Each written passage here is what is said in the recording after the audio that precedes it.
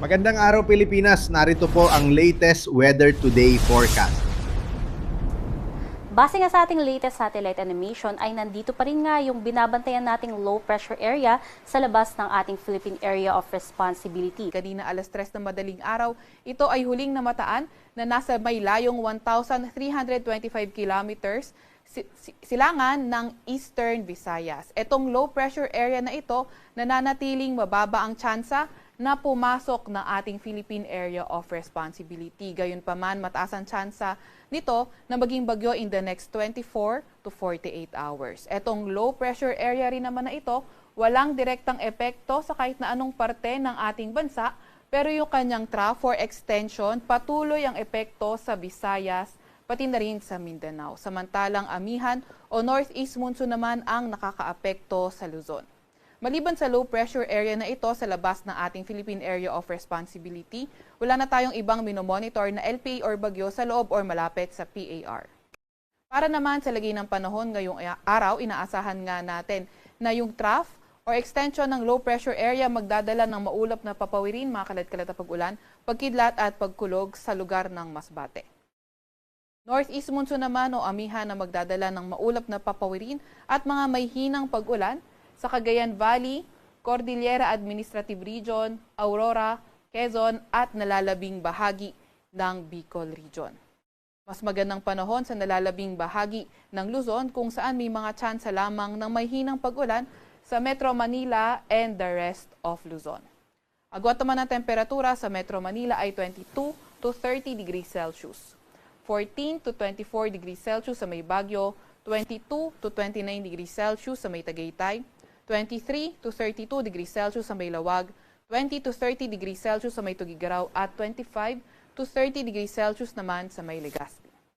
Agwat ang temperatura ngayong araw sa Puerto Princesa ay 25 to 31 degrees Celsius at 26 to 31 degrees Celsius naman sa may Kalayaan Islands.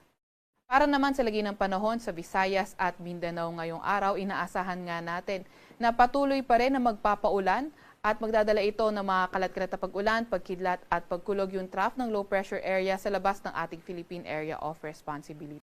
Kaya ingat sa mga inuulan ng mga nakaraang araw pa sa mga banta ng pagbaha o hindi kaya pagguho ng lupa.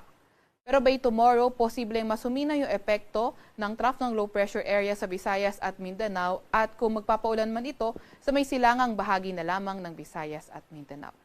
Kaya patuloy pa rin tayo mag-antabay sa mga ilalabas na update. Agwat ang temperatura ngayong araw sa may Iloilo, Tacloban at Cagayan de Oro ay 24 to 29 degrees Celsius. Agwat ang temperatura sa Cebu ay 23 to 29 degrees Celsius, 25 to 32 degrees Celsius sa may Zamboanga at 24 to 30 degrees Celsius naman sa may Davao. Wala pa rin naman tayong nakataas na gale warning sa kahit anong dagat baybayin ng ating bansa, pero ingat pa rin sa mga papalaot sa Northern Luzon, silangang bahagi ng Central Luzon, silangang bahagi ng Southern Luzon, at silangang bahagi ng Visayas dahil posible yung katamtaman hanggang sa maalong karagatan. Update naman sa heat index kahapon, ang pinakamataas na naitalang heat index sa ating bansa ay sa may Coron, Palawan kung saan umabot ng 40 degrees Celsius ang heat index. Sa Metro Manila naman, 32 to 33 degrees Celsius ang heat index na naitala. Ngayong araw naman ang forecast heat index natin sa Metro Manila ay posibleng umabot sa caution category around 31 to 32 degrees Celsius at ang pinakamataas na posibleng maitalang heat index ngayong araw sa ating bansa ay sa may Coron, Palawan kung saan posibleng umabot ng 40 degrees Celsius ang heat index.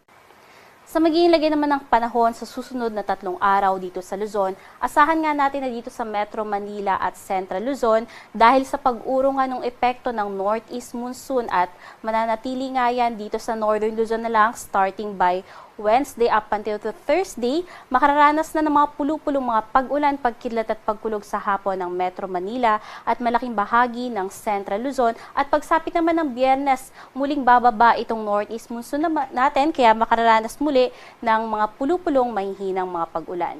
Sa may Baguio City naman, asahan natin at magiging patuloy din yung epekto ng northeast monsoon sa susunod na 3 araw na kung saan magiging maulap na may kasamang mahinang mga pag-ulan ang mararanasan dito sa may Baguio City at malaking bahagi ng Cordillera pagsapit ng Miyerkules at mas magandang kalangitan o estado ng kalangitan pagsapit ng Huwebes up until Biyernes. Samantalang mananatili ngayong kaulapan pa rin sa may silangang bahagi ng Northern Luzon sa susunod na 3 araw, particularly na nga sa may Cagayan Valley at maging dito sa may silangang bahagi ng Central Luzon kasama ang Aurora at Quezon. Samantala, dito naman sa Legazpi City, although may mga kaulanan pabukas dito sa may katimungang bahagi, kasama nga ang Sorsogon at Masbate, by Wednesday, asahan na nga natin yung pagganda ng panahon sa buong Bicol region at magtutuloy-tuloy nga yan hanggang Biyernes.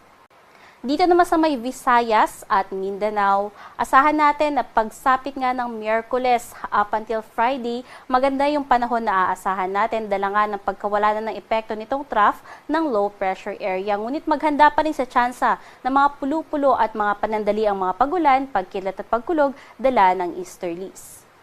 Base naman sa ating tropical cyclone threat potential, ito ang binabantayan natin na low pressure area. Sa ngayon ay hindi natin pa rin nakikita na papasok sa loob ng ating PAR at kikilos nga yan pa northeastward. So kahit na maging bagyo yan, ay mananatili lamang yan sa labas ng ating Philippine Area of Responsibility.